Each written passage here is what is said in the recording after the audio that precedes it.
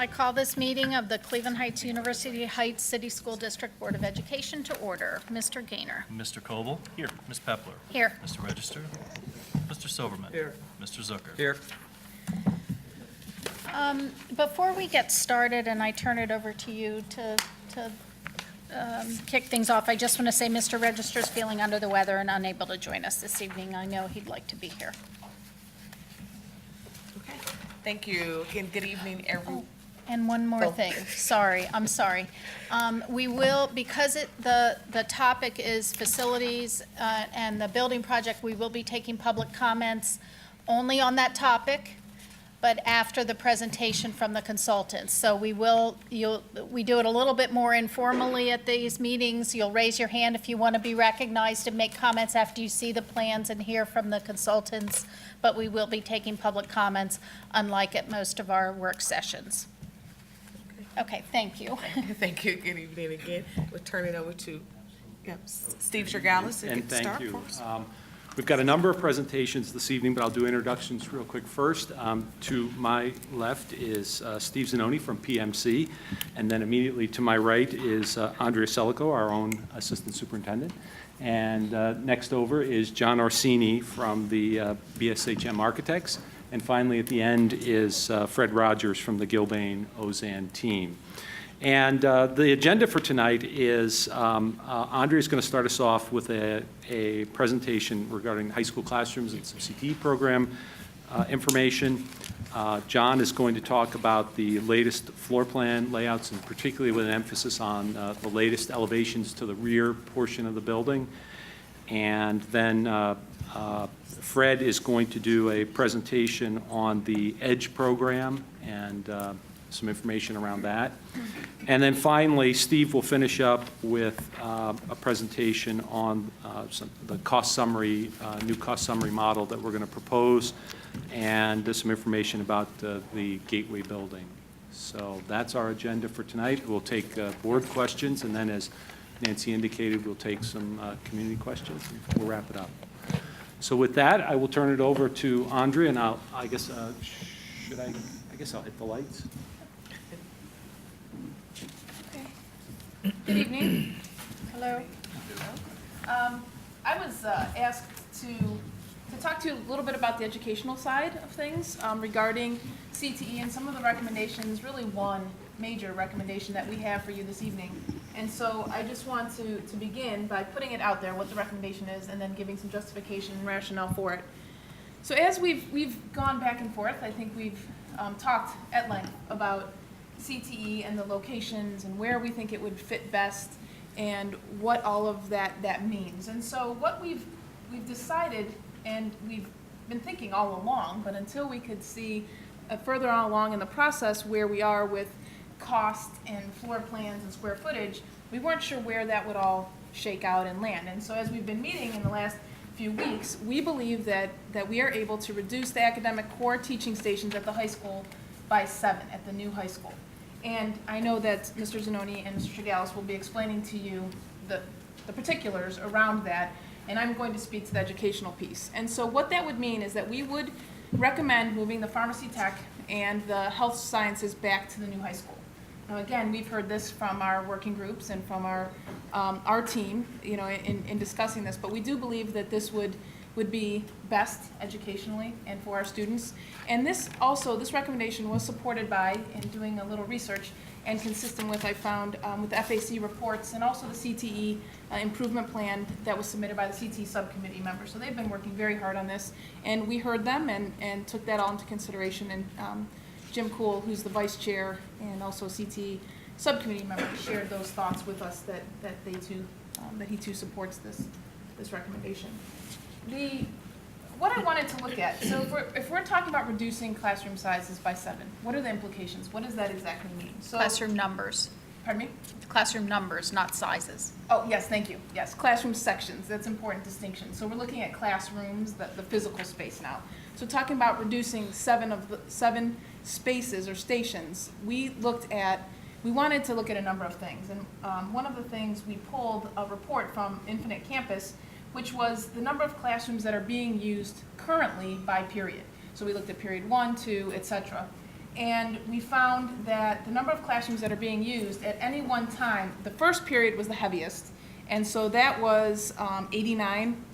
Over here we have, that's the heaviest, and then you can see the lowest end is 60 classrooms being used. And the reason for this, of course, are those are where your lunch periods are, so the classroom spaces will be less. So just based on who I am, I wasn't necessarily satisfied with just running an infinite campus report because I know that this is such a huge decision. So I asked Mr. Swagger to go and physically walk the building. So he went to the high school during periods 1 and 2, the heaviest periods, and found that the report from Infinite Campus was very close, but just off a couple sections. So we feel confident that these numbers are accurate. So with that in mind then, and we move forward, we believe that the reduction of 7, you'll see here in a moment, why that would work. So keeping in mind 89 at any one time currently.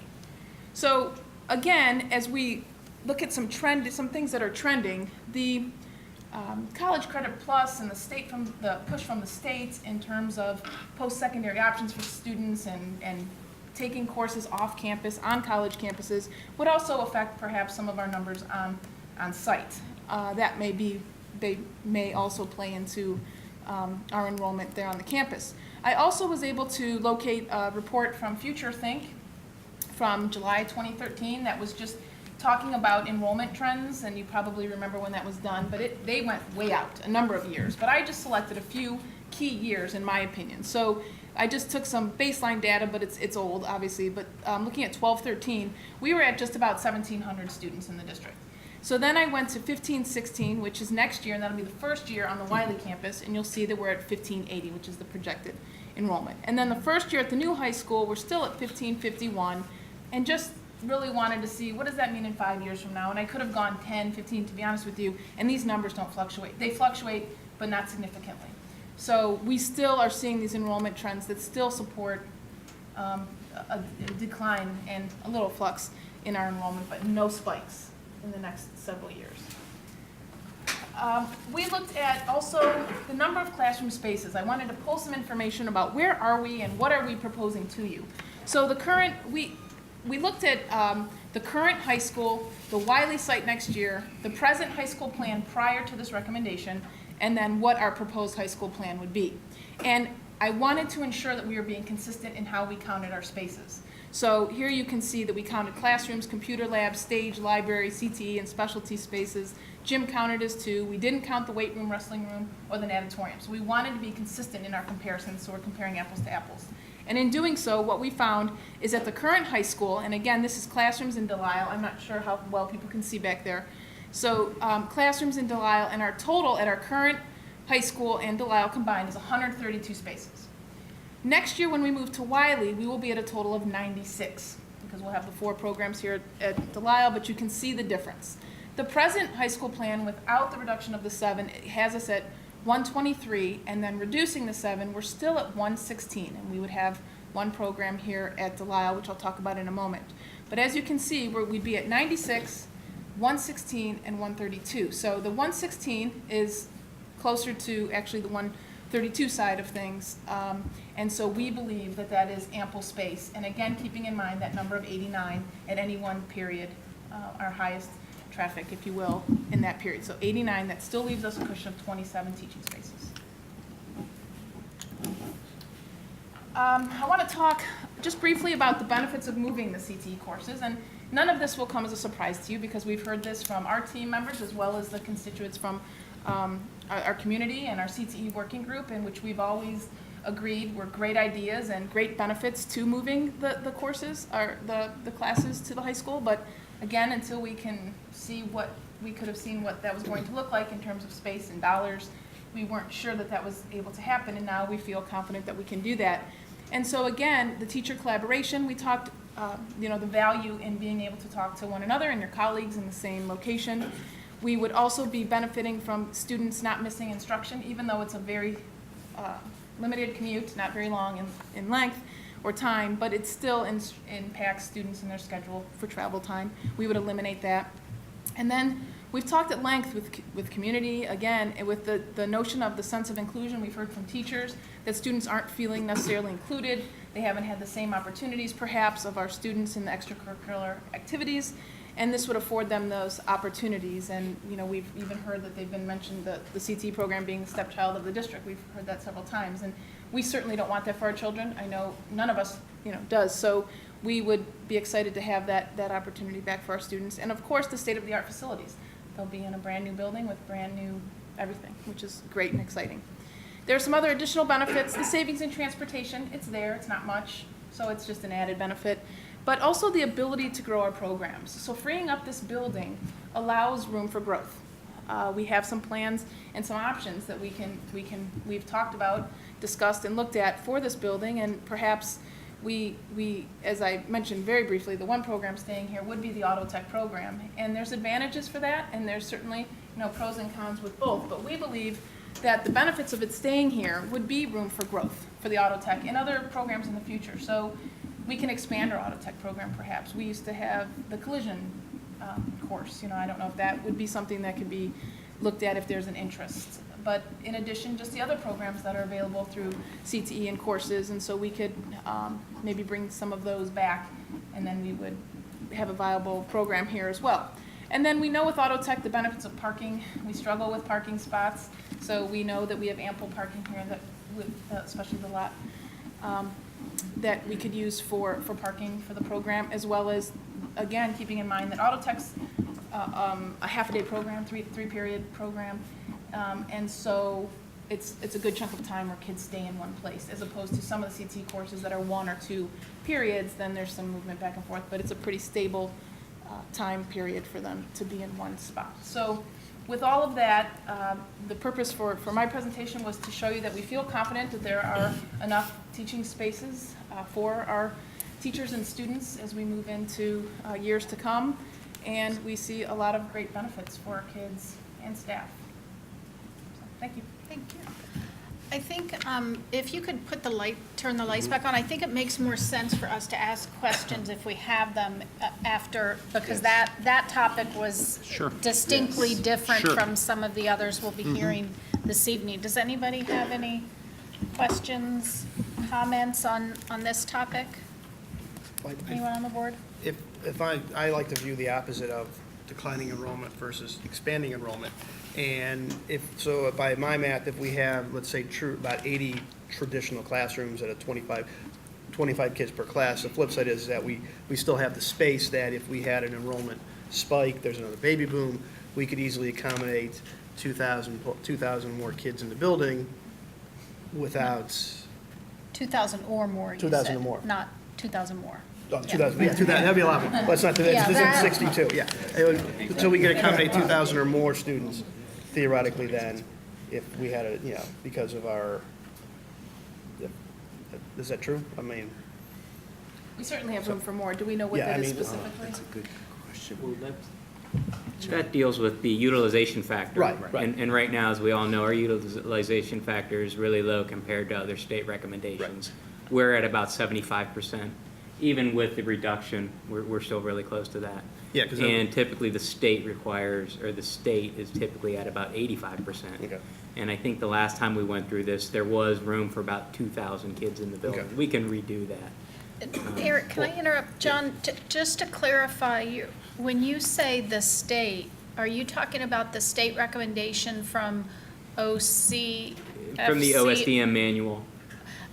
The Do you know- OSFC. Yes. And what about the average for other districts? The average for other about it? districts is about 85%. And we're When we're under at 75 75%. right now, right Yeah, around that's 75? correct. And with this, we would be around? We would be close to 75% Okay. because of the percentage of classrooms that we really reduced. Okay, thank you, sorry. so basically, we do have the capacity that if we see, we would have to have an enormous spike in enrollment over a protracted period of time to really, it's not gonna be 1960s where we're bursting at the seams. And the same thing we have a spike in first period. So from looking at the chart here as well, we should be able to, because of the utilization and the change of a teacher having a classroom all day to more of the whatever we're calling their offices, we have the ability we should be able to accommodate if we see a growth. Because right now, once we're done with this, we're really gonna be hemmed in. So I just wanna make sure that we have that ability that if we do see an increase in enrollment, that we're not gonna be, bursting at the seams from day one. So But we have the ability to see enrollment growth. And do. as I mentioned too, Eric, we have 27 room cushion. Right. And that's even, reinstating, if we had our course catalog as if we do now. I mean, so that's another important point. Okay. The 27 rooms times, if you did the 25 Right. students, wherever that gets you, yeah. Thank you. Anyone else? That was my question about expansion.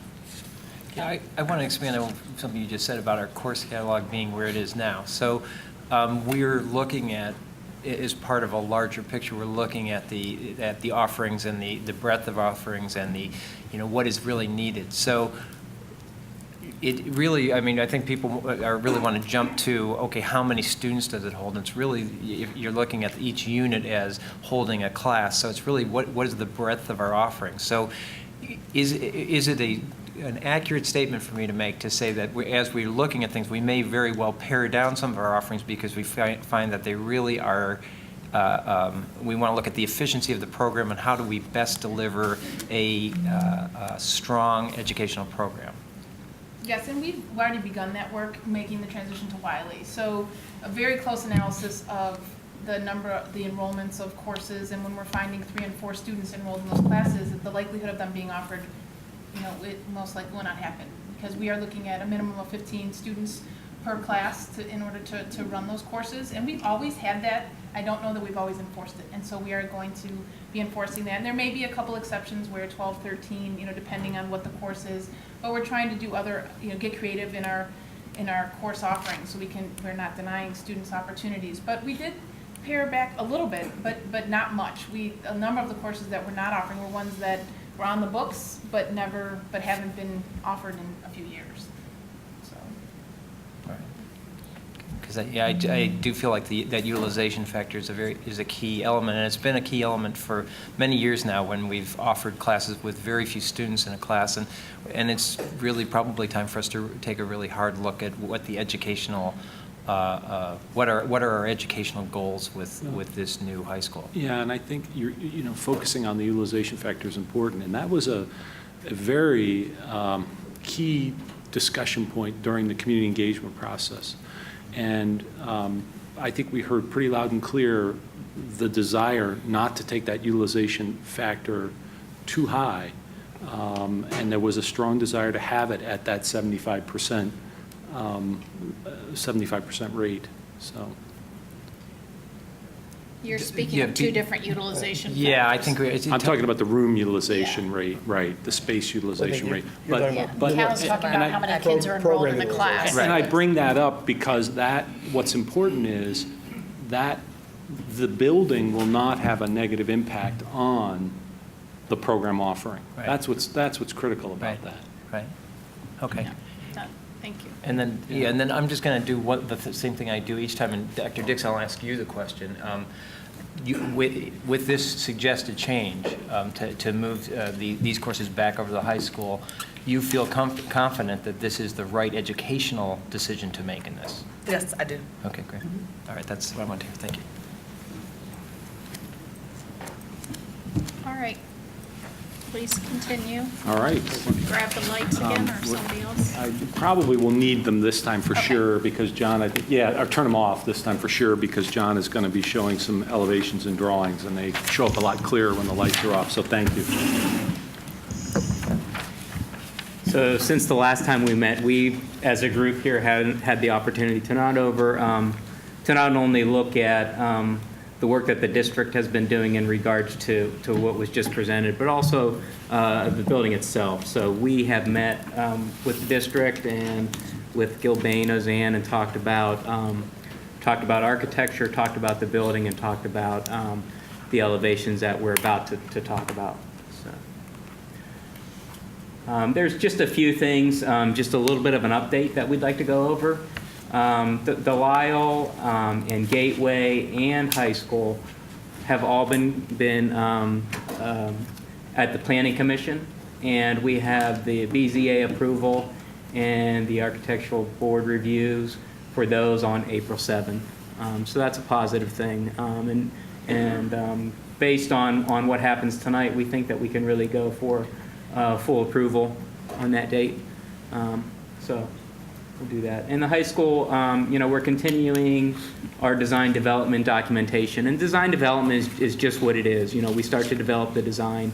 And I know that these meetings tend to focus a lot on the architecture, but that also includes the structural items, the mechanical systems, electrical systems, site work, sanitary. So there's a lot of work that's being developed right now that has been also reviewed with the CM and other teams.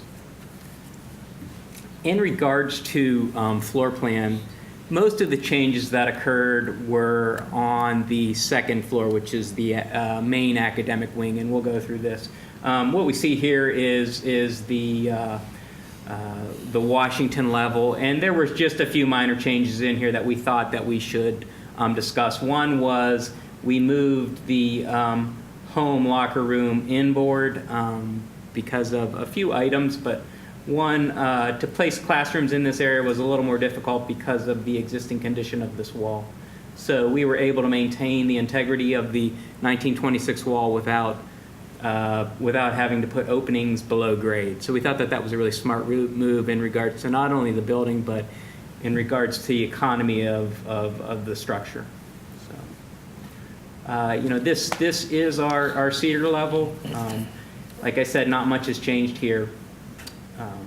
When we go to the first academic floor, which we call the second floor, one of the things that changed was we revised the north half of this plan. What happened here prior to this was there was a classroom here, there was 3 classrooms here, and then 2 additional ones here. And this is where the economy of the building started to come into play. Based on the work that was just presented, we were able to realize that we can bring back a few programs that we had originally talked about locating in Delisle back to the school. And that would be the clinical health and pharmacy. So with these 2, we felt that another advantage to this location was some of the classes that students who take these programs are also affiliated with the science wings. So as we see here, the green is all science. So there's a nice relationship between the 2 programs. So that's really where a majority of the changes occurred. This is the 3rd floor, and really this is the same also. And then of course we have vocal on the 4th floor. When we started to talk about the exterior of the building, one of the goals was to maintain the integrity of the architecture of the 1926 building. And we had some minor changes to that we reviewed that everybody seemed to be happy with the results. We can see that we're able to maintain brick, we're able to maintain the wraps, and a few additional detailing that the original building has. We also started to look at these entries and the main entry along the east. So when the students start to enter this building, we can see that there is this idea of an integration of the architecture of the 1926 going back into the new building. It's not stark, or it's a little more gradual. And I know that we had discussions, and we still are investigating some of the comments that we got. So this is still a work in progress, and that's really what design development is about. We start to investigate some things a little further. Material-wise, what we have is we looked at maintaining the face brick. And then we're doing some of the detailing in the additions with what we call soldier course and stacked bonds to wrap the windows, very similar to what was done back in 1926. The entry, we were able to introduce a little more glass. We thought that was important so that everybody can see in, and so that students can see out. So there's a sense of entry that the vocabulary of this, it may change. But we think that the direction of this is positive for both the 1926, the additions that replicate 26, and as we go further north on the building, where the architecture becomes a little more, I'll say the word modern, with a look back to the original fabric of the building. When we start to come down, this is Cedar up here, just so everybody knows, and this is our drive that runs from Washington to Cedar.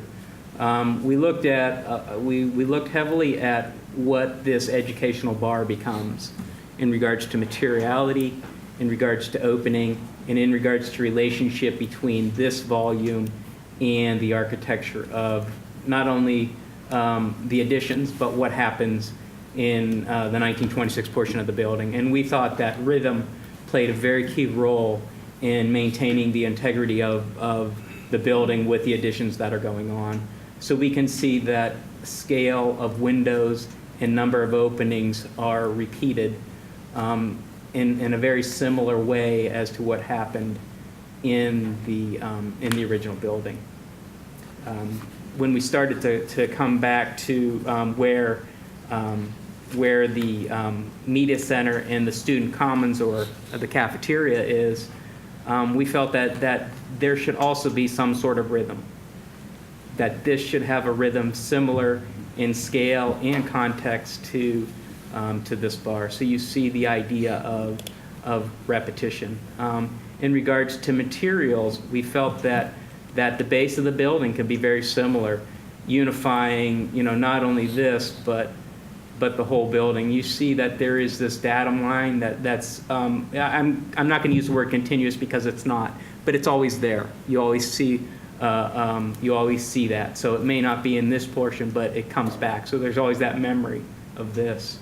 And material-wise, this is a concrete block unit, and we have samples of that.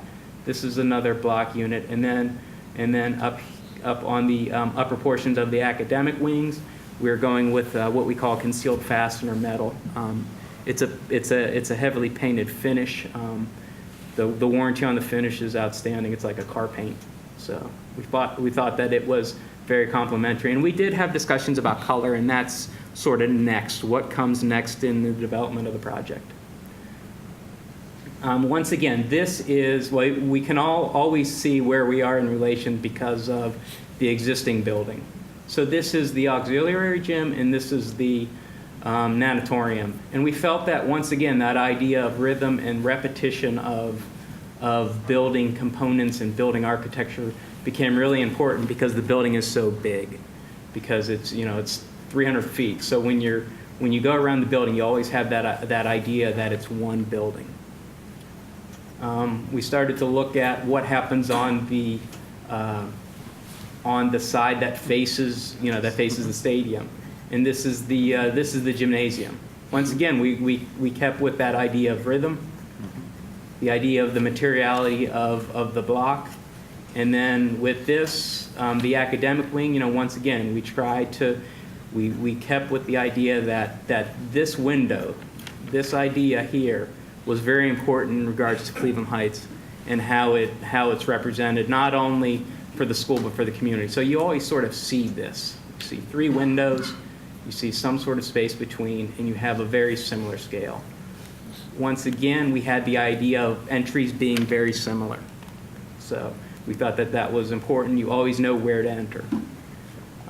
And then our last slide is, if we go back a couple, if I can. There's a small entry over here that the community could use to use the pool. Band would use it to go in and out from the band room, because the band room is located up above here if they're going to the stadium. So this is down near the PE wing, music. We thought that this architecture should also be very similar in scale and proportions and in materiality to the other 4 entries. That is. Why don't we put the lights on? Yeah. Questions? Yeah, thank you. And Gary, just so everybody knows, Gary did all these renderings. So I think he has a really nice hand. So, gentlemen, you want to have questions or comments at this point before we move on to the money? Do you want me to go first? Or? Sure. You can go back to the floor plans.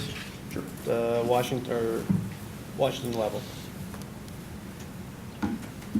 I like that the addition of the concession stand over Oh, by yeah, Eric. that entrance there. And the new lot, the entrance of the pool, I think it used to come through this. I like that. Yeah, it's hard to see on these, but yeah, we made a few changes based on our comments that we had at other community meetings. And one of the recommendations was, potentially, is there a way to get concessions up here?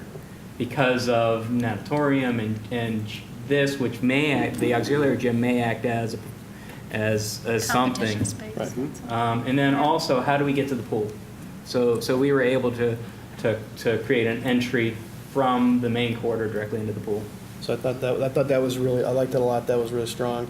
So go to the east elevation. Okay. What we're doing is we're going from, instead of having stone or the cast stone around the windows, it's going to be a brick material. It's going to be a correct? brick, that's correct. And the rationale for this is dollars and cents. That's correct? one of the reasons, yeah. Okay. I guess the question ends up being, ballpark, we're talking, what's the difference between if we went with the stone or the cast stone versus the masonry product? What are we talking dollars? Six figures, hundreds, Okay. 100 plus. And you have the two doors facing Cedar Road are not they're not mimicking the front door as much, correct? That's correct. They're not mimicking that as much. Okay. We actually thought that actually strengthened the tower itself Okay. because it wasn't a replication, so Right. it allowed the tower to have the identity that the tower really needs to Okay. have. Once the science wing's moved, it becomes central. Okay. And when you talk about, there's theory, right? When you talk about beauty and proportions and symmetry, everything Right. is, even though grade is different, everything's symmetrical on that. So pretty much if someone's at Goodnor, more likely than not, unless they're an architect and they're familiar with the building, this facade should, aside from the ornamentation right at the top That's of the correct. floor, it should look like. Yeah, What currently is it'll there. look like that. And then the other thing that that also helps with that, Eric, is when you start to talk about the color of mortar. Right, so what's the color of mortar? The color of mortar would be the color of the, and I'm just going to use the word tan. Right. Right, it would be color of the tan brick that's going in between there. So you get a monolithic look. Right now, the structure has the coins at the corner of, right there, and then after the first bay of windows, there's another one of those. Oh, right. Or you're not going to replicate that? No, we're not Okay. replicating that. So that vertical element, we're not going to have, but we're going to have the detail, the vertical element that we currently have in stone on the windows from floor to floor. That's correct. Okay. And then there's also a little additional one in between. Right.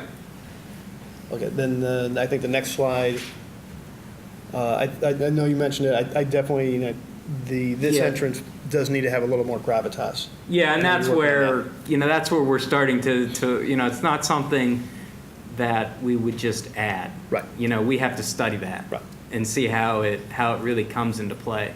Because I like. And the- that's why you're seeing this, because Right. how does, what we're talking about is potentially adding a cerulean arch here, or some people call it palladium. Say more what that is. An arch. It's an arch. Just It's an arch. I'm not an architect. here. Circle window. It's a circle window. Was the laugh from the audience that none of you knew what that was either? Well, Eric, There's some in there. Well, just because this is going to be the major entrance to the structure for visitors. and that's correct. Yeah. And the other thing about this entry is you see this from Goodnar. Right. Right? I mean, you really see this. So this becomes really important. And we're looking at that, Eric. It's just, we didn't want to present something that was Right. wrong. Right. Right? So we have to feel comfortable. To go to the next one, I've said it before, and I'll just reiterate as we get more. I'm not a fan of the paneling, but I understand why, but I don't like it. So wherever there's a possibility that we can go from paneling to a masonry product, if that's possible, I'm all in favor of that. Now, if you could explain the rationale of the lighter colored paneling versus a darker color. Well, we were looking at that, and we thought that that this becomes almost, if this was a darker color, it's almost like you want to change the material to something a little more natural, like an anodized bronze, Okay. versus a painted finish. And it starts to talk about materiality.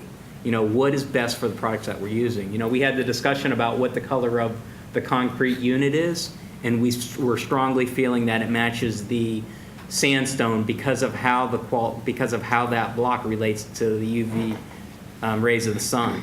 This color, the color of the tan, really can take it. When you start to go to red or something like that, it starts to get pink. So we started to look at, you know, what happens with this volume. And we came up with a couple different options. One is how it's presented, which is a color that's very similar to the cast or to the concrete unit. And another one was, and I know you don't like it, but another one was a gray or a silver, which we felt that was very complementary in regards to the tan and the reddish brown brick that we have. So, I have here some samples, and I also have a basic color chart of what this material comes in. And you can see, you can go into a color, but we thought that this approach is a little more timeless, right? Which is what we're trying to go with. Well, though, I mean, as much as my preference would probably be for the red because it would replicate the brick, the flip side is that even if it has an integrity life of 50 years, the UV impact over 50 years is that if we're 20 or 30 years out, if it starts Yeah. to fade, then even though it has the structural integrity, we may end up with a color 40 years from now that we're not happy off. with. So, yeah, that's. as much Imagine as- you yeah. 40 years from now with a pink building. Right, exactly. Which Mostos' building against South Taylor, when they first built that, the blue was bright blue. Right, And now it's what now is it? faded away to whatever Light you want to blue. call it. Color blue, yeah. yeah. So that's why we were thinking about that. Right. How do these things last? Go to the natatorium, the south, the windows on the east facade, I think would be better if they echoed that. The only question I would pose then ends up being really for the swim folks, and is that with that facade facing west, if the sunlight's going to have any kind of impact on the pool heating? Yeah, and we have a meeting, I think Thursday, with the AD, with the pool consultant. So we're going to talk about not only how the pool functions, Right. but how the building functions around the pool. And then I think the next. You said the east facade. I'm sorry, I meant west. I'm sorry. Okay, I was confused. And then I think I think I may have mentioned before, the ground floor for the gym, that wall there, I'm not a big fan of like novelty ornamentation, but I think that if it's going to end up being a masonry wall, that Yeah. there may be the same way we're doing with the gateway structure with some of those big Oh, display they have windows. panels. Something, that might be a space where if we wanted to go with some sort of, I don't want to say novelty, but some sort of graphic or ornamentation that's sort of athletic related, I could see that. Yeah, going. I think that this facade would really be enhanced by something like that. And the other thing that you start to do is when you introduce those sort of, I'm going to call them like a billboard almost. Right. When you introduce those, you introduce color, right? And this tan is almost, it's almost a background color. Right. So you start to introduce the idea of color, which you see with the grass and of course with, all these kids that are going to be running around. But, the idea of activity, but something that adds reds, blues, greens, blacks, whatever, is really nice there. And I agree with you. And then I think the last one, the next slide, I think, if there was this one looks a little modern in juxtaposition with the other one, so I think if we had some sort of a little more of a horizontal element, maybe. Yeah, and we were looking at that, and we were looking at this right here. And, one of the things when we get back to this portion of the building, we don't have double hungs anymore. And to put double hungs in here, it'll almost look foreign. Even though you have your double hungs over here, this is, let's see, this is 390, I'm going to say this is almost 200 feet, right? So there's that progression from this this to something a little more modern. But we can look at that. Temporary.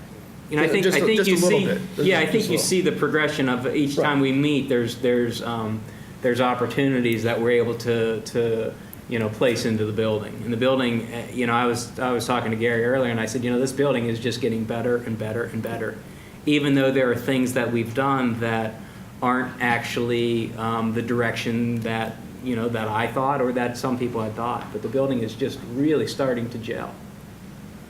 So, and it's a compliment to not only the people here, but everybody else that was involved.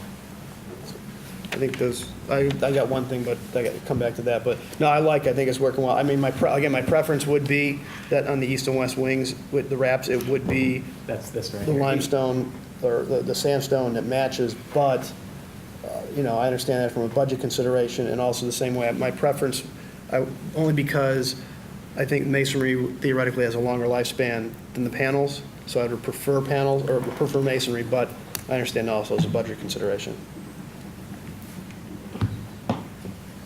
Eric or Cal? So a couple quick questions. First, I think that I agree with what you just said, John. I think you're seeing it progress as time goes on. I really like it. The thing that we're able to do now is we're able to start to develop these things. Right. We were going back and forth for a while, and when you start to focus on an idea, you start to see how it really enhances the building and the process. It makes it easier and enjoyable. Yeah. Do you mind going back to the southeast view elevation? If you This would? one? No, from the looking from at the southeast. Yeah, isn't that the southeast corner? Yes. And so I'm sorry, I don't do the jargon well. What I do really like is I like the differences of material and angle. I mean, there's vertical and there's horizontals, and I actually think that adds to the interest of the building. I may be unlike other people, but I'm not. I don't want uniformity of building. Actually is boring to me. So this plays into my sort of attention deficit problem. So, but honestly, I really like that. I think that look, that whole feel of you're bringing in things from different angles, and it's sort of, for me, it actually really works very well. So I like that. Eric, the only thing I'd say about I know this is sort of maybe the ship sailed anyway, but the notion of having paneling that would be red, I actually think that I personally wouldn't like that, because I don't think you're going to match the color of brick no matter what. I don't even worry about 50 years from now or 40 years from now in terms of the pink part of it. Certainly a valid concern, but I don't think you're going to get something that's going to match well enough that's not going to look contrived. I think. Not with a concrete product. Right. It would definitely be different. Right, concrete, or I thought also, weren't you talking about red with the paneling also? Well, I was With speaking the of the metal, paneling. yeah. Oh, the metal, right, yeah, so I mean, and I just don't see how you're gonna get that.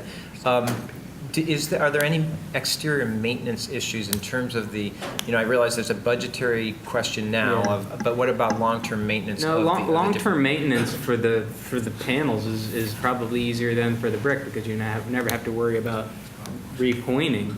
That would have been my just- guess. Yeah, and we didn't go with a system that has exposed fasteners or anything like that, so this is all concealed fasteners. Right. So you don't necessarily see, how some buildings you see the screws every 3 feet or every 2 feet or whatever. We don't have that here. We were very conscientious about that because we didn't think it was right for the architecture. But we think that the materiality and the maintenance of this is, you really don't have to do anything. That's what I was hoping you were going to say, so good for you.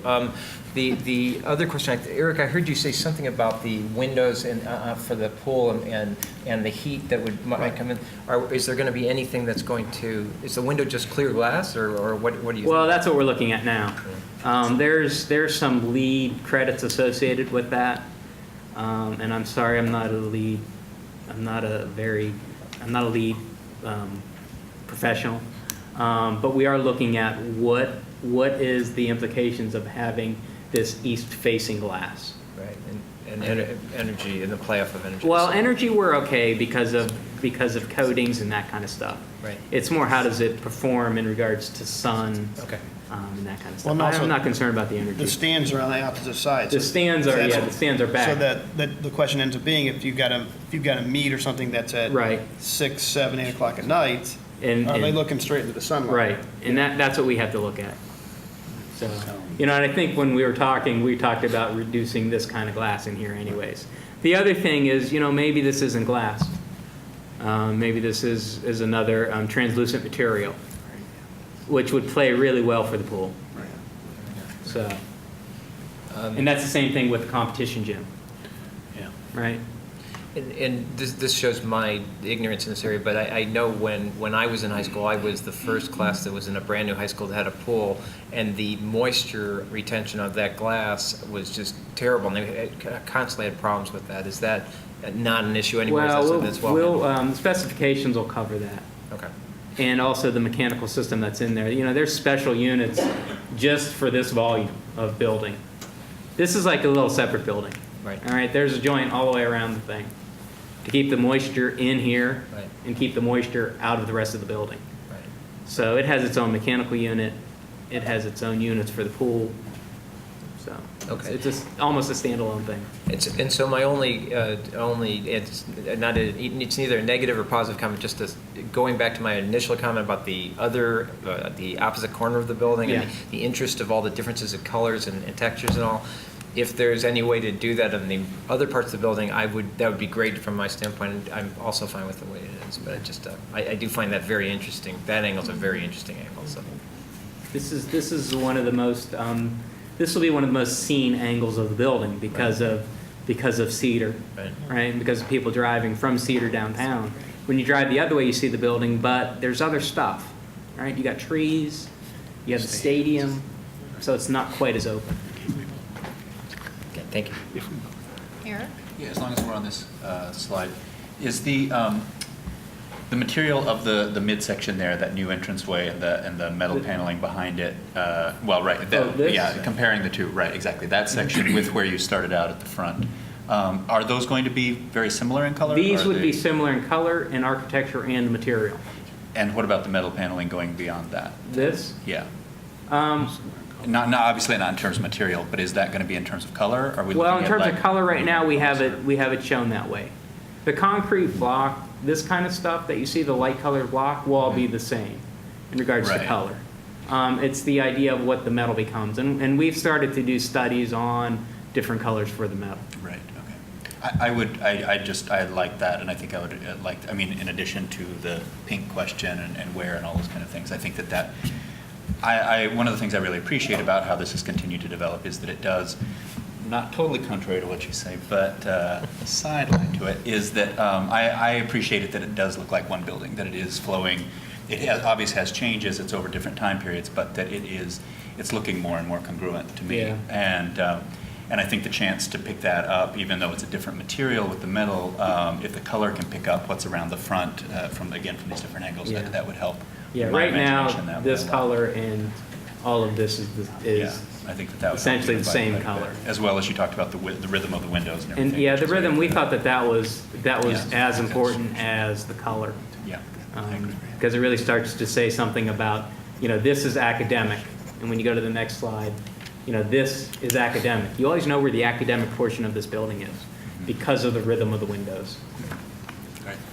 And is I would agree with Mr. Silverman in terms of the need, and as you're already addressing it, but I would just second it, that for that other entrance, the east entrance, to have something that says entrance a little more grandly than, I don't know, gravitas may be the right word, but something that whether it's an arch, of any kind of arch, or something that Yeah, we I don't, agree, need we don't something at all there, disagree too. with Yeah, that. yeah.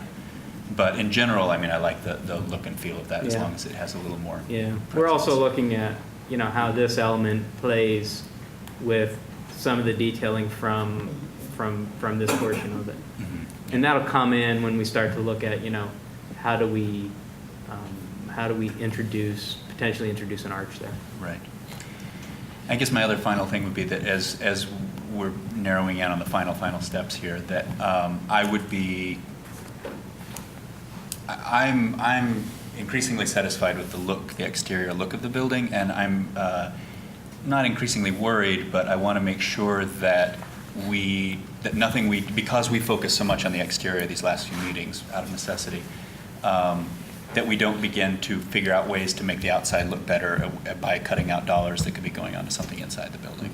So I want to make sure that we don't start losing what's already strong in the building in favor of it looking cooler on the outside for 50 years. So, and I don't think we're in danger of that. I just wanted to voice that to make sure that I have at least expressed it. That's it for me. I guess the only thing that I would add, if you could go back to the entrance on the other side that's for the pool and that, I don't know if it's the rendering, but it's Very not just light. I'm sorry? It's very light. Yeah, it's not just that it looks more modern, it's that the concrete block looks like concrete Concrete block, block. which almost has a cinder blocky feel, and I know that's not at Yeah, all what it would be. You saw a sample of it. Yeah. What I think would help with this, and what we started to study the other day was, does this become metal? Because then you don't have this massive block. Just that one face? Just this one face, yeah. And when you start to look at this elevation, you have the idea of sort of this. A change in with material. metal, Yeah. then you have block, and then you have metal again. We think that that's a nice sort of pause. Well, what if you to the do masonry. this? What if the first floor is masonry and the second and third floor? Right, Yeah. and Right. just so everybody knows, we're very conscientious about keeping anything that's at grade masonry, Right. some sort of masonry product, so that the metal doesn't go all the way down. But that's what we were thinking. Yeah. And I think, Nancy, you were right, because we were just talking about that the other day, This still doesn't feel like it should. Well, also theoretically, you could have some sort of signage as well. I mean, Yeah, you because it is an can. entrance, if we had even just, some sort of signage that has what it is, sort of like we have on the gateway structure. Right, the you could do signage there something in here. would be able to give it some color and also break Yeah. up the monotony. And, we try, and we're still working on things like this, but we tried to maintain the proportions of windows and elements like this too. Because that starts to become important, because you see that, you see it down there, you see it again, and that's what I think Eric Colville's comment about it sort of coming together, because the elements are repeated.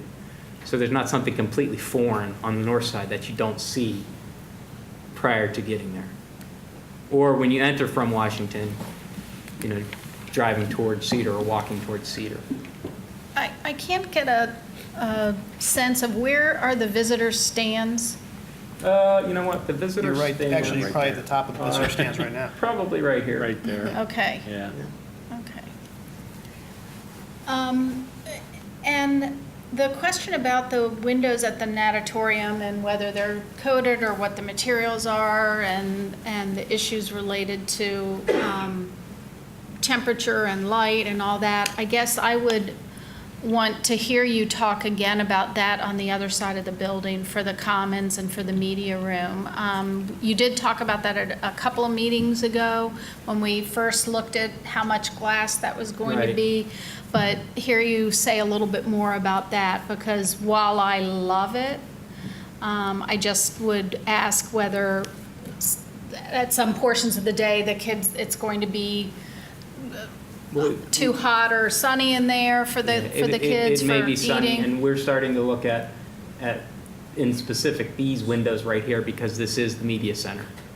And how that is for the first few classes of the day, because the sun comes around the building, right? Right. So come 10 or 11 o'clock, these spaces will be fine, because of how the sun goes around the building. It's just a matter of how does this media center work with a lot of glass.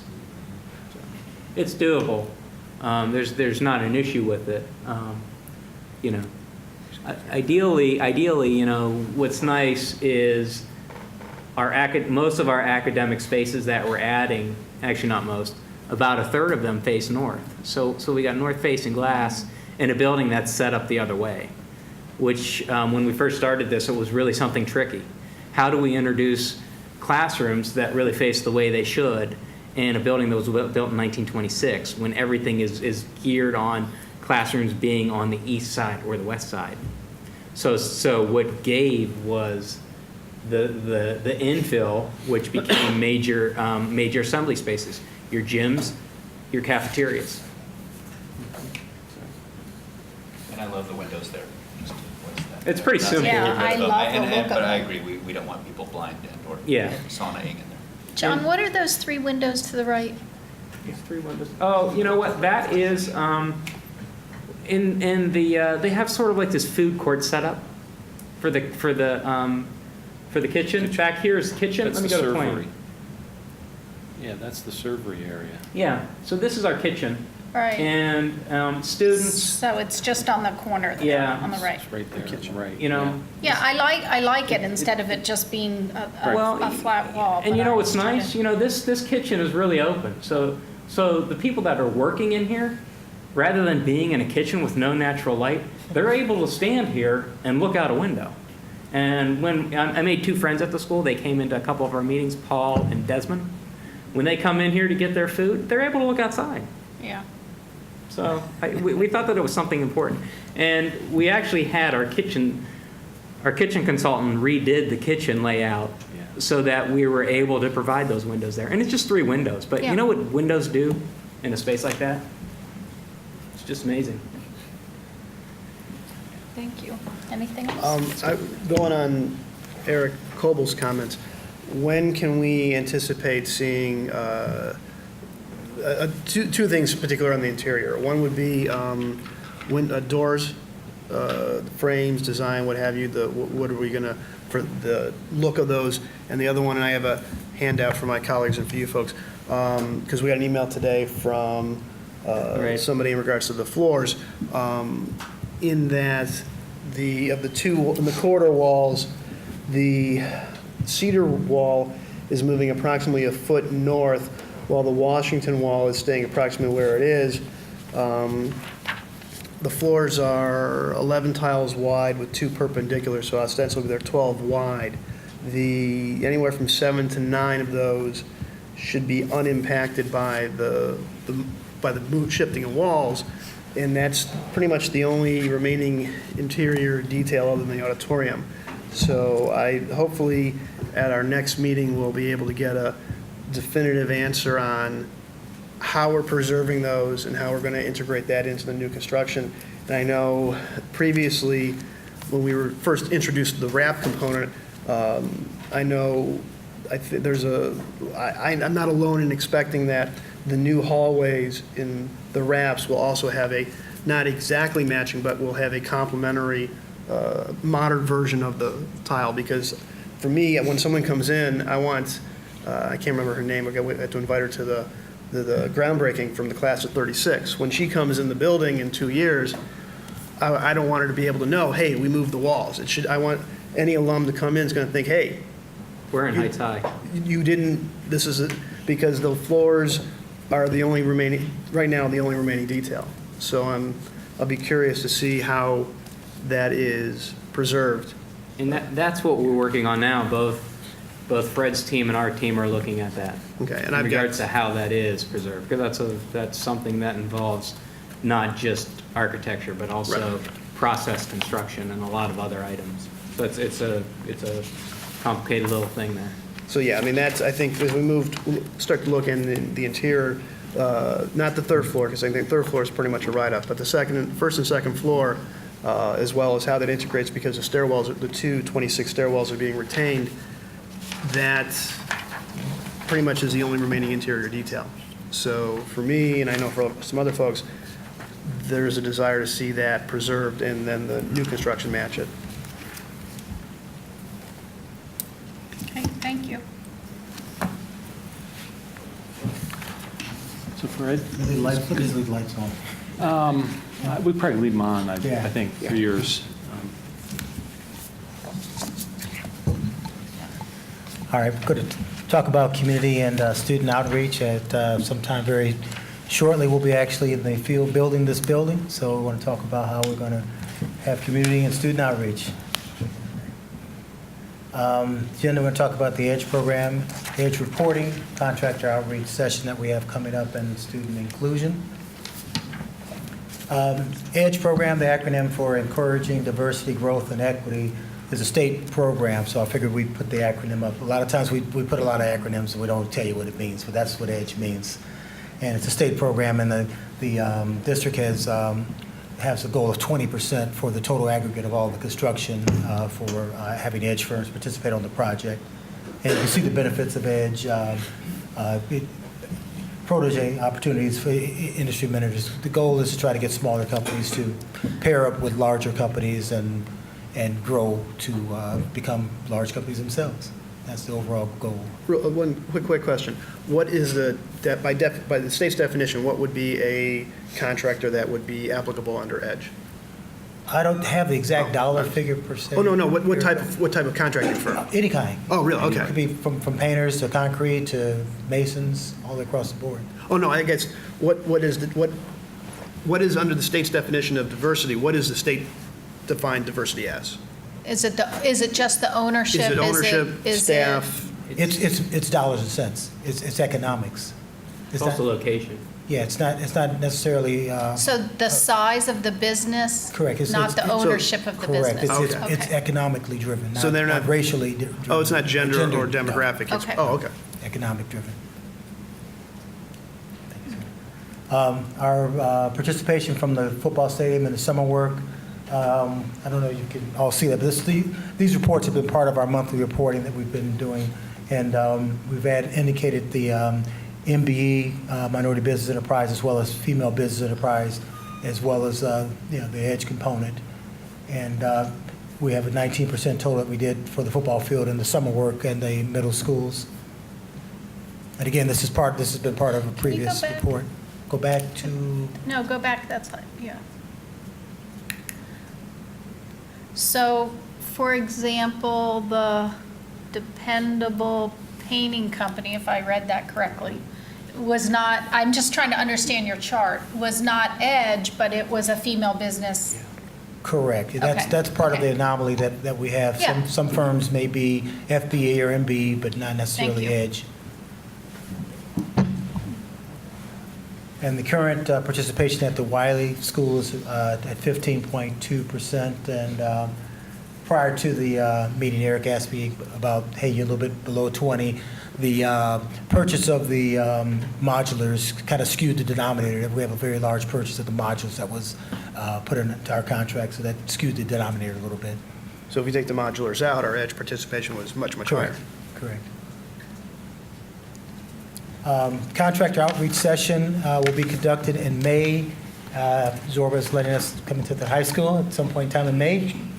And we're going to hopefully do that in the community room.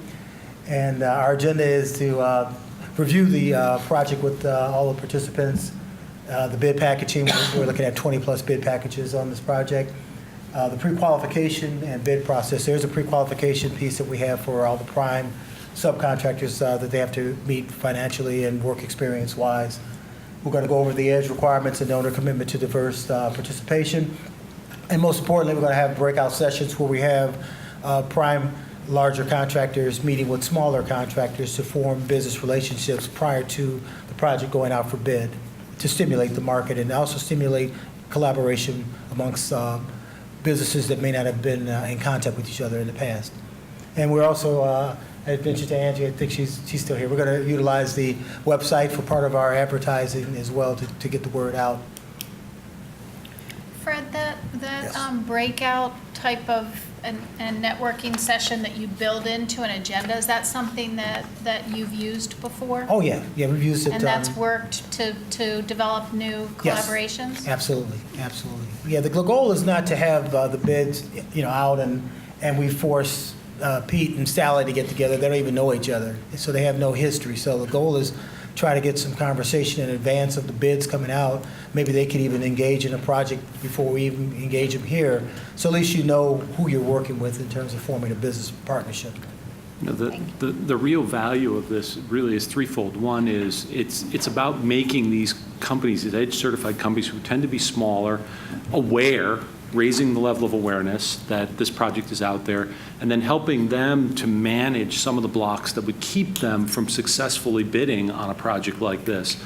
So knowing the pre-qualification, the requirements, the bid process, for a smaller firm, that can be really daunting and challenging to overcome on a complex job like this. And then finally, the networking, the matchmaking is critical, because a smaller firm may not be able to, on their own, successfully bid. But in a situation where they can partner up all of a sudden, that builds the opportunity for them to participate in a way that they would not have otherwise. So, Some of the entities that we're going to seek in terms of getting the word out is Construction Employers Association, which negotiates contracts with the labor unions and reaches out to several companies across the realm of all different disciplines. The Urban League for smaller companies as well. Greater Cleveland Partnership, which deals with diversity in the business workplace. And Local 38 is just one of the unions that we're going to reach out to as well for workforce. Let the unions know we'll be looking for folks, hopefully within the 44120, 44122 zip codes. 118. right? If possible. Student inclusion, we can't leave the students out. Right now, we're looking at a quarterly type of scenario that will start in the fall, perhaps 8 sessions. We'll play that by ear. We're going to start with 8. It could go more depending on how the criteria gets itself finalized. We're learning the topics to be finalized now, and field trips to the job site, we'll have to work that out from a safety standpoint. We want the students to actually get an idea as the work progresses, how it's going firsthand. And then participating students can support with community tours, dedication activities, have some ownership in the process. And we're definitely working with Principal Ross to shape how we do the program. One thing we don't want to do is just say, here it is, and the students are like, what is this? Get feedback. And so at the end of the day, it makes sense, and it's something that they can say, yeah, I'm glad I participated. I may want to go into construction or engineering, I may not, but at least they'll have that opportunity to get exposure. And I guess questions and answers on that section. Let's start down here if either of you have a question at this point. No? Eric? I asked my questions before, so I'm good. Okay, thank you. Thanks, Fred. So, Steve, you're the cleanup man. Thank you. I want to talk to you about two items that we'd like to discuss at today's meeting. And one will be the bidding strategy for the Gateway building, and then also the cost summary model we've been working with the FAC on. And what I'd like to do is first, let's talk about the Gateway building and what we've discovered. As you know, the Gateway building is our original plan. Our plan today is to bid that out actually next month and to build that building over the summer. What we discovered, though, there's a significant cost premium by doing that because we pulled it out of a much bigger project. And there's some real issues because what we have is two elements. One is there's a general conditions cost premium because all of a sudden you're building a piece of building out of sequence compared to the rest of the project. They'd be doing demolition over the summer, doing all sorts of other items. The other piece is the other cost premium has to do with the bidders. When you bid a very small job, there's a high cost. Well, as compared to when it's part of a much bigger job, that is the masons that we're using for the big project are the same masons that we'd be using for the Gateway building. The same people who'd be doing foundations for the building would be doing foundations for the Gateway. We found that premium was over $200,000. And what we'd like to recommend is that we pull the Gateway into the main project in terms of its bidding strategy. That does mean a change. And what that change is that when we have football season next year, we will not have that Gateway building. And we have discussed internally and also with Kristen Hughes, and she is okay with this, and she reviewed it with us today, is that we would use for this coming season for football, we will use porta potties. We can get some small trailers for ticketing and for concessions. And the savings is so significant, we would really like to recommend that we pull the Gateway into the whole overall project. Yes, there's.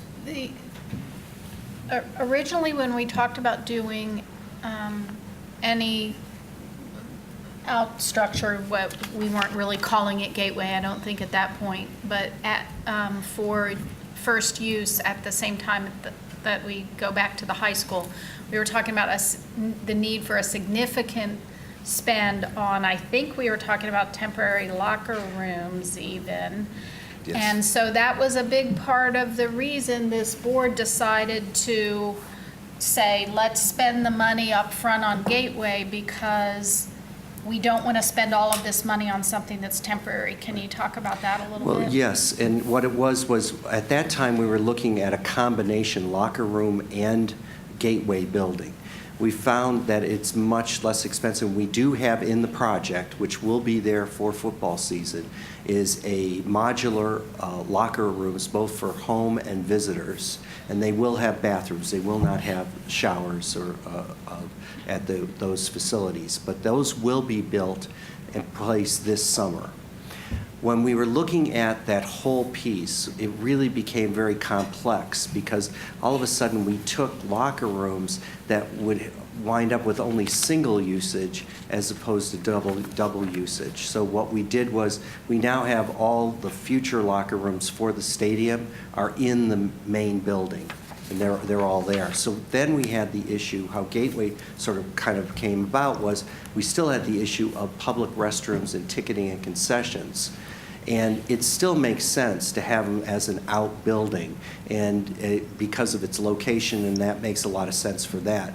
And now, originally, what we were trying to do is, well, let's not pay for any sort of temporary facility. And when we looked at that, it seemed to make a lot of sense. But when we saw now, when we're getting back these initial sort of budgeting from the construction manager for this premium, it's kind of like saying, wait a minute, you know, we're really burdening a project with a high premium that it's not going to cost us for this first football season for the porta potties and the trailers. So it made a lot more sense, and you're absolutely right, Nancy, but when we were looking at it as one big structure, at one time, if you recall, when Gary brought up it had locker rooms, the gateway, or whatever it was called, it was just too immense. And so we really had to pull back and say, wait a minute, we have this new building, let's get those locker rooms into the new building, just do some temporary during the 2 seasons, and then let's do a much smaller gateway building. Steve, if I could just add on to that, I think the other thing, unless I'm wrong, but the temporary facilities, once we really dug into it and began to drill down into that and see what was required, did not end up being nearly as costly as the early Yes. estimates that we had for Yes. those, for a variety of reasons. But, so that's another factor that played into that. And I'll just ask one more, and then I just jumped right in, sorry. You said for 1 year. Are you anticipating we'll bid it as one package, but Gateway will be built first? Yes. Okay. And it'll be pretty much in sequence, but because it's so small, it can get done quickly. I understand. That we would have it for the next football season. Okay. So we're only talking about one season as opposed to the two seasons. Would it be conceivable that we would have it by track and field season in spring of? I can't answer Okay, that. We asked that question. So it's iffy for track and field, but it's 100% solid for 2016 football. Yeah, Yeah. yes. I mean, I've been pushing for this since we began the football project, so I'm disappointed, but when you tell me the dollars and cents, if we were talking 10 or 20,000, I'd be like, hey, forget it, let's do it, but when you're talking those kind of figures, when we move into 6-figure numbers, I get, so be it. I would rather it be done this year or sooner by Labor Day, but with those kind of numbers, for due diligence, we're really, realistically, we were talking how many home football games? 4? We're talking 4 home football games. That's better than two complete years. Yeah. So, I mean, I look at it in that regard. If it saves us over $200,000, then I hate to say it, it's worth it then. And if the AD's cool with it as well, Yes. then, so be it. Do you have new pictures you can show folks, or no? Is that Of part of for this evening for Gateway, do you have any pictures to show? For the gateway, no, Okay. no. We did review those at our last. Well, that's what I last saw. I meeting. didn't know Yes. for the public or for the rest of the board if they'd We seen. Okay. didn't do that for tonight. At the last public meeting, you did it? Yes. Yeah. Yes. Eric and Cal, any comments on that? No, I'd reiterate what Eric Coble said earlier, that if it's going to save us money that could be used in educational spaces, it's a no-brainer for us. Thank you. The next item, which actually I'm really pleased, we came out of discussions by the FAC in how can we be more transparent in our cost reviews and how we present costs. And it's kind of interesting, over the past year, it's been about a year, a little bit more, working with the FAC, we have, and maybe you can pull up the document, what we have, it's kind of interesting, we have very good cost documentation, but unfortunately, you have to be an accountant to really read it. And how do we be a little bit more transparent? And two FAC members came to us, and particularly John Johansson and then also Jim Kuhl. John is really the member who is Jansen. Thank you, Jansen. I know he's in the audience. Yes, he is would in the be audience. really Sorry, upset John. if we didn't correct that. And one of the things they said, it's, if you explain it all, we understand it, but how do we get something that doesn't have to have somebody from our team standing in front of you explaining it, where those dollars are? And so we're working with them, and this actually is a work in progress. We're going to be reviewing this at the next FAC, and we're going to work with John and Jim to even more fine-tune it. But what we did was we said to them, let's take a project that's already done and make that as our mock-up and our model.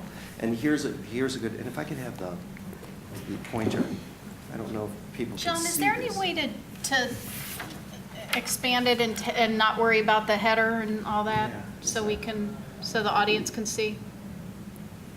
Yeah. And just, Yeah, and I'll let Yeah. you bring it down.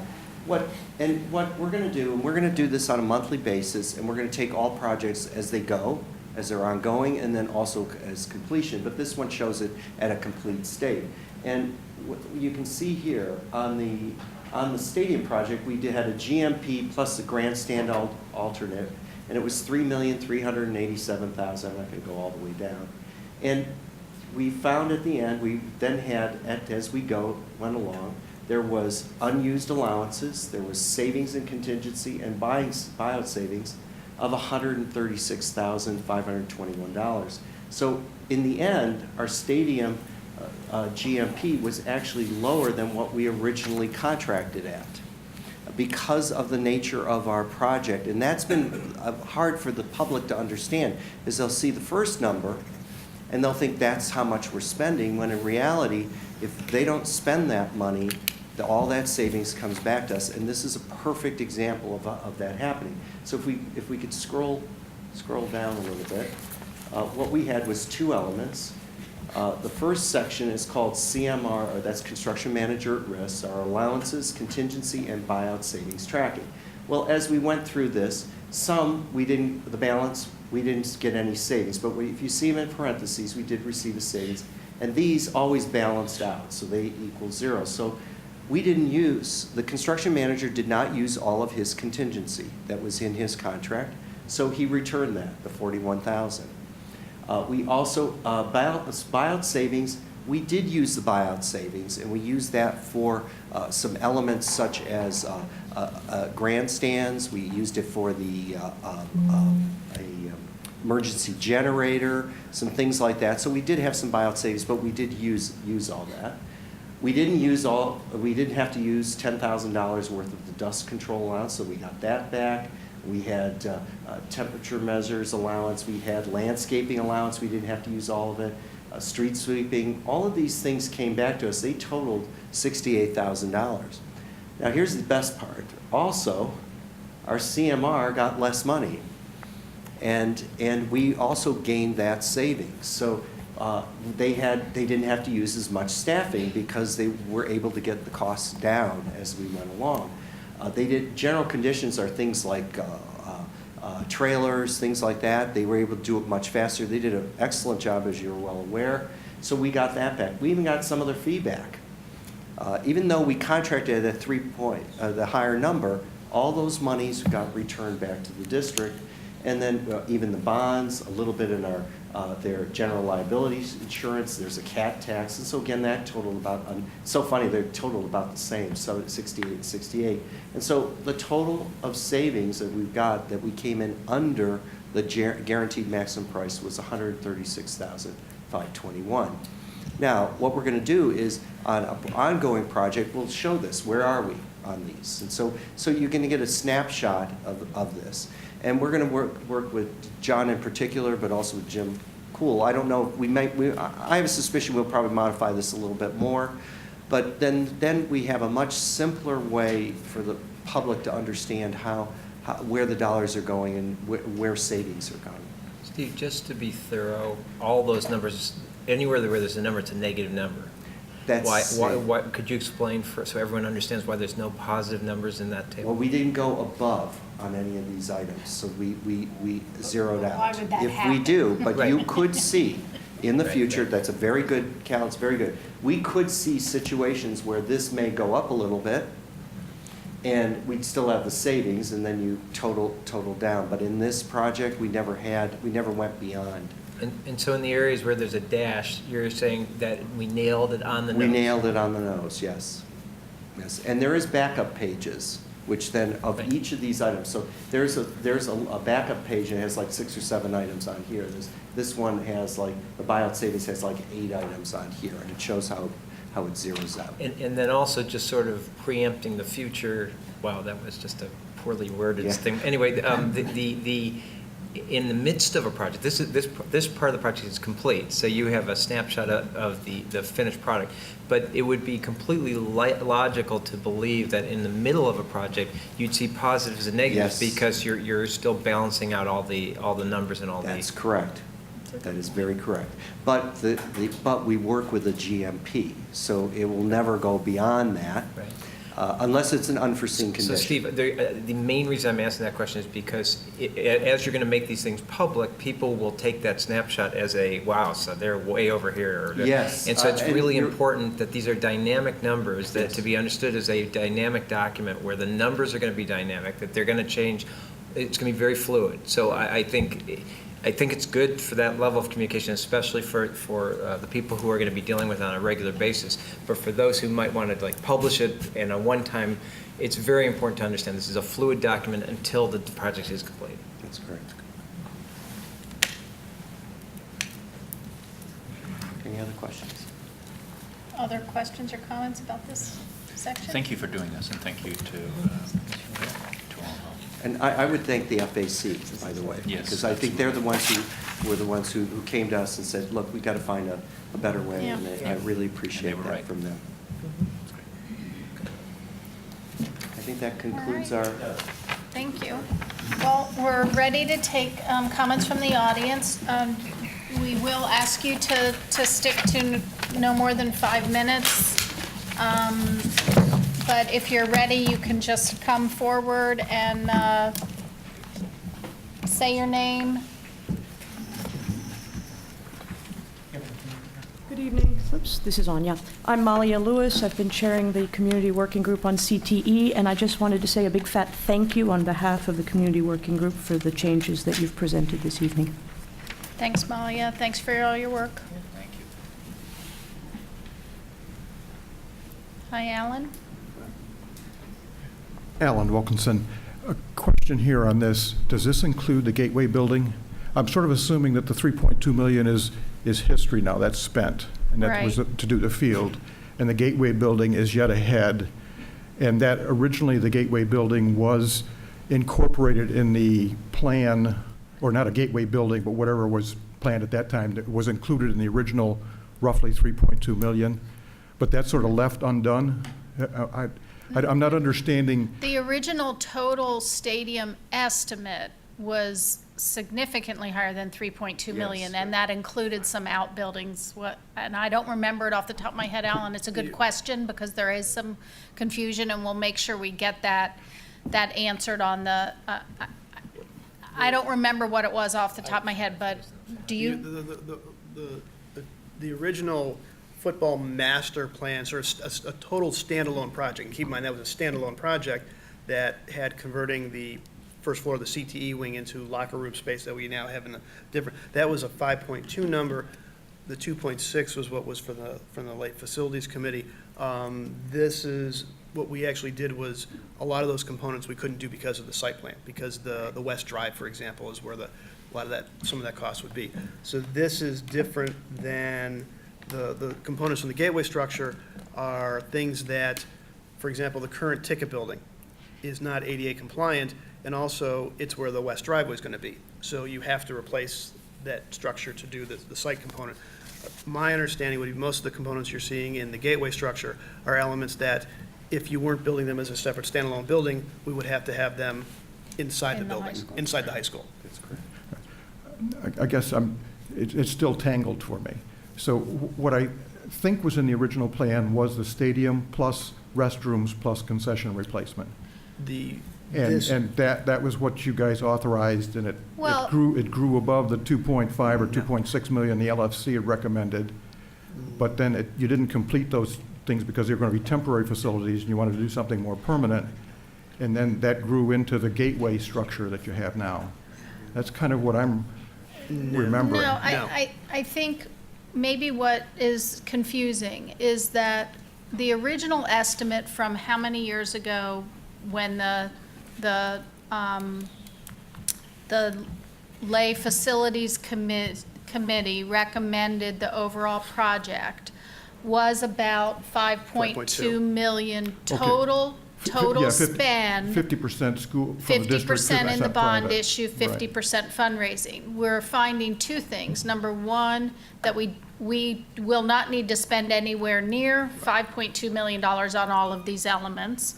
But partially because of what Eric has articulated. So I'm not sure if that answered your question. It partially does, but it So- apparently requires a deeper conversation in order to really resolve it.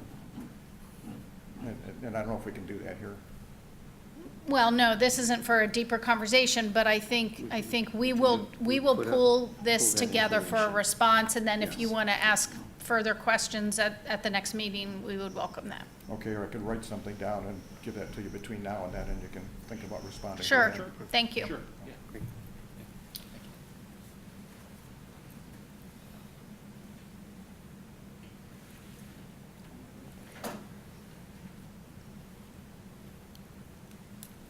My name is Marcy Denton. I just have two kind of minor questions.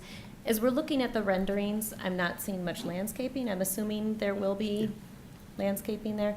And then the second, just as much as I want to think the best of the community, as we think about masonry product, are we also thinking about things from which graffiti could be moved easily, or it would be somewhat vandalism resistant? Just too small. Okay, thanks. Thank you. And thank you very, very much for all your Sure. hard work on this. I don't know if you want to say anything if you all want to respond to that. I can't imagine that the vandalism and graffiti on the masonry is significantly different than from the brick that we currently have. Am I right? Yes. No? It's okay if it's a You're no. hedging. It's all I right. don't think it is. It's similar. It's similar. Yeah, the but brick- Okay. Yeah. Yeah. But we have to remember that there are certain additives that are added to the concrete block unit that aren't in the brick unit that will aid in cleaning them In up. those kinds of things. So So it is a it'll- little bit could be a different little better. product, but Yeah. there is that possibility. There are block coatings that can be much more. There you go, he's the man. Okay, on that. thank you. Know about that. Anyone else And like to the make a landscaping. comment or ask a question? Do we want to Oh, just? yeah, There will be Oh. significant landscaping. Yeah, Yeah, there's the landscaping. landscaping is not shown this early, but there will be. Steve Reichen, Hi, Cleveland Steve. Heights. A couple of questions for the architect. What's your structural framing? Steel, concrete? It's steel and concrete block, depending on where you are. The major spaces in PE are all block, which is when we talk about the Washington level. Basically, if you're in the building right now, from the stage back, from the back of the stage, north would be a block because of program, and from that point forward would be structural steel. Your panels that you were indicating, is that a rain screen system? Yes. The whole building will actually be a rain screen. So is that split-face block that you're using on the No, we're basement? using a ground smooth block. We're not using split face. Okay. And what's the backup The back- armature? What's the that? backup armature to the rain backup- screen? Yeah, the backup would be cold form metal studs, sheathing, and either spray foam insulation or a rigid insulation with a weather barrier. And then an airspace, and then your veneer material either being brick, CMU, or metal panel. Are you going to use the same system also for the pool? Yes, the pool is a block structure right now, inside. Okay. Just be cautious of that. Okay. Thank you. Thank you. Anyone else? Okay, thank you very much. Can I have a motion to adjourn? So moved. Second. Mr. Gaynor? Mr. Coble? Yes. Ms. Pepler? Yes. Mr. Silverman? Mr. Silverman? Yes. Mr. Zucker? Yes.